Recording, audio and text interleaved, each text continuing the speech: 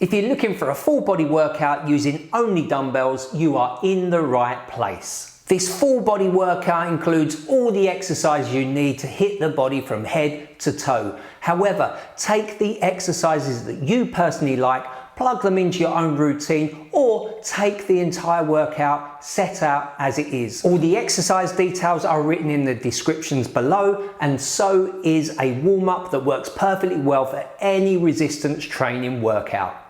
The dumbbell goblet squat, classic exercise, but here we're going to go through all the form checking. So what we're going to do is we're going to obviously grab ourselves a dumbbell. This can be done with a kettlebell too, but here I'm going to show with a dumbbell. So here we're going to have the feet just slightly further than shoulder width apart. Obviously you'll play with this, but this is a very good starting place to work from. Just slightly further than shoulder width apart, a slight turn out of the feet here, not so much so that we're in this crazy position here, just a little turn out where it feels most natural so that that pelvis and your torso can come down between the legs when we get down into that deeper part of the goblet squat. And notice how the heels are going to stay on the floor. We're going to be driving through the heels. We're going to be driving through the whole foot in general, but here we're going to be driving through the heels. So here is all the cues that you've got. Now I'm going to run through the exercise. I'll show it from multiple angles. So we're going to grab our dumbbell here. Now notice how I don't rest it against my chest. It's not resting here, it's out in front of me.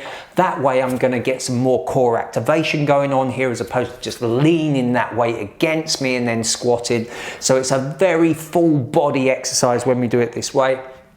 So we're going to support that weight here, chin down, feet in that shoulder width position just slightly over, and then we're going to come down, hips coming back, so we're getting that hip hinge going on, and then we're coming back up, and then we're coming back down again. And again, notice how that weight is not touching me here. So I'm going very slow on the demo here, but generally you want to be in control, so not so slow that we're not moving, but moving at a pace that we're controlling. We're not bouncing anywhere, we're not sort of hitting this bottom part and then bouncing back up. We're coming here holding nice tall posture, chin down, come down, driving through that floor. You want to drive off of that floor, and as I come through here, I'll just demo here too. So we're going to be coming down and then we're driving off of that floor. So it's a very purposeful drive through, and that is how you're going to get the most from the goblet squat. Step downs. So here we're going to use dumbbells and we're going to be focusing on the rear of the legs here, the butt, the glutes, everything's going to be working hard there. And the style that we're going to do this. So we're stepping down off of a platform. Now I've got a platform here, it's set just below knee height. You could use a chair, but whatever you have available, you want to make sure it's sturdy. So we're going to start at the top and we're going to work our way down. Now the key here is the slowing down as that foot comes down. I'll talk through it in real time as we come up. So as I come up here, I'll stand at the top. This is our start position, so we're at the top as opposed to being at the bottom and stepping up, hence the reason why it's called a step down. From here, shoulders back and down. Going to keep those weights by our side in a suitcase style carry, and now what we're going to do is allow ourselves to come down with control. Now notice I'm placing that foot down and now I'm coming back up. Now the way I say this is imagine that that floor is a sheet of glass or a bunch of eggs on there that you don't want to break. You want to come down with that amount of control. So we're allowing the hip hinge to go on, hips are coming back, I'm coming down and I'm coming back up. And this way, as I come from here, now I'm going to drive through that glute on this side as I do this.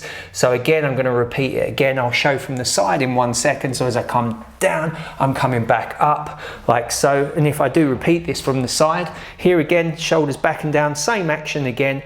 Now notice how the foot is coming down. Notice how it's also landing very flat footed. I'm landing on there, trying to get the whole foot on the floor and then driving back up, minimizing the amount of hip wobble that we get. I'll go through for a couple more reps in real time. So as I come down, driving back up. If you're feeling more confident, then you can step back even further, but that's going to involve more of a hip hinge. So as we come back here, now we're really having to hip hinge. Again, my foot is light on the floor. I've barely got any weight on there, and I've got to drive out of that position. Driving from that position where the foot comes further back is going to increase the amount of glute activation, lower back as well. Maintain posture, don't slouch, hold them weights nice and firm, and that is the step down. Incline dumbbell bench press. So our bench is set at around a 30 to 45 degree angle, not too steep, but not too shallow either. As we come up here, I'm going to give you a few cues. I love the dumbbell version of this over a barbell version. So as we come up into this position, I'll lay myself down here. Now notice where my hands go. We're not in this pronated grip here where the palms are facing away from me. That would be like a traditional barbell. I prefer to go for a neutral grip so the hands, the palms are facing one another, but you can come out as much as 45 degrees here. So we're going to hold this position and we are pressing up into the air here, so above the head here on the natural line that we have. So here I'm pushing those feet into the floor and I'm controlling the move. Now I'm not going super fast here where I'm working crazy fast, but I'm not going super slow either. So I'm 1 second up, say 2 seconds back down, and then come back up again, and we're going to work in that range like so, pressing through, going to keep some core engagement. But if you do want to take this another step further, then we can actually do it with a single version here, and now we're going to get more core engagement at the same time. This is a slightly harder version than the double or the 2 dumbbell version that I just showed here. So as we come up, it's the same action. We're going to make that fist in the air again like so. Now I've got the 45 degree angle, but you could go for the neutral grip here. But as we come down, we're going to come down, we've got to push through. So it's the same action again, but now we're only working one side. This involves a lot more core action as well, core engagement as you come through for that incline dumbbell press. So the half kneeling, overhead, single arm press. We're going to take our dumbbell like so. We've got the dumbbell in the same hand as the lead leg here. And what we're going to do is make a fist with our other hand to keep some core stability. We want to prevent any hip hiking here. We don't want this hip to be popping out. So what we're going to do is place our hand out by our side here, making a slight fist, not super tense, but enough on there. Then we're going to come up here. Notice how the elbow is pointing out here, roughly around a 30 degree angle. It's going to work well for your shoulder joint. So as we come here, we're going to press above the head. And what I'm preventing here is any movement from anywhere else in the body. I'm not trying to shrug that shoulder either. It really is the overhead press in terms of the arm doing the work here. We're keeping nice control the whole time. I'm in a kneeling position here. That's also going to stabilize the hips. If I come to the side here, you notice I'm kind of getting that 90-90 angle. So we're here like so, arm out, come here, and then we press through. Keep that chin down. You don't want to let that head rise up. Again, we're keeping control the whole time as we press. Work into your full range of motion, pressing as high but with as much control as you possibly can. Rear delt flies. Now these are a tricky muscle to hit, but I'm going to show you exactly how to do it here today. I might get a little bit geeky with this, but it's going to help you make sure that you are hitting the rear delts, which is around this area here. That's about as geeky as I'm going to get on there. But when we come into this position, I'll show it from multiple angles. You're going to work out exactly how to hit those rear delts without other muscles like the rhomboids and the upper traps getting involved. So I'm going to get in the position and then we're going to work those rear delts. So we're going to take a very light weight. Here, less is more, particularly when you come in. So I've got my bench here, and what I'm going to do is slump over it. By doing so, as I work my way up the bench, now I'm allowing my upper back to round forward. Posturally, this doesn't look great, but it is working very hard for the rear delts when we get in this position. Now the reason for that is that I'm able to let my shoulder blades relax, and now they're resting, they're opened out, as you can see from the back here. Now they've opened out around my rib cage, so they're flat against my rib cage. I'm letting my arms hang down, and when I come into the fly action, I'm not looking to fly back, I'm looking to fly out here. The bigger muscles, the stronger muscles are going to want you to fly back, so resist that. We want to come out, and your range of motion is going to be limited, but here you want to keep those shoulder blades down. You don't want them to come together here, so we're not pushing them together. We are allowing them to stay in that fixed position, and then you're going to fly out from there, and then we're going to get the deltoids doing the work. So as I come through here for a couple of reps, you'll see exactly what I'm doing. So fly out here. At that point, I'm stopping because I know from that point, now my shoulder blades are going to want to kick in and they're going to want to scrunch up. So if I do this, this is what it would look like. now I've just really squeezed those shoulder blades together, when the idea is we want to keep those shoulder blades slumped over in this lengthened position here, hence the reason why my upper back, my thoracic spine is slightly rounded. And then from here, we're going to work out in this position. So it's a very limited move. And when I feel like I've run at the end, that's where I stop. I control the way back. And now we are focusing on those rear delts in particular. So whilst this doesn't look like the most impressive move in the world, it really is superb for your functionality of your shoulders and also to hit those rear delts in general.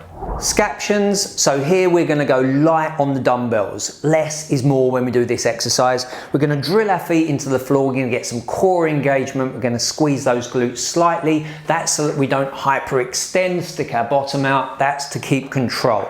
So as we come here, feet at shoulder width apart, we're going to place those dumbbells down by the thighs here at a 45-degree angle, not out like this and not neutral like this. We're in this 45-degree angle. Now what's going to happen when we do that is going to put us in the right plane of motion to move as we raise up in these scaptions. So I'm going to be doing the action right now. I'm driving those feet into the floor. Notice the pace here. As with most exercises, the magic happens on the way down in this case. So here we are controlling that move, and notice how I'm not raising those arms past the shoulders here. I'm keeping in control, so I'm not hunching those shoulders as I do this, keeping everything focused on what we're trying to work. So as I turn around here, you'll see it again doing all those cues, and now we come here, we raise up, and we're getting those shoulder blades to do the work. They're controlling the move and we're controlling the up and down motion. So they are scaptions. The straight leg sit up, yes, it's a challenge, but this is a really great exercise here. So what we're going to do is be driving those feet into the floor. We're going to bring those feet up towards us here. That's going to maximize the amount of core engagement we get.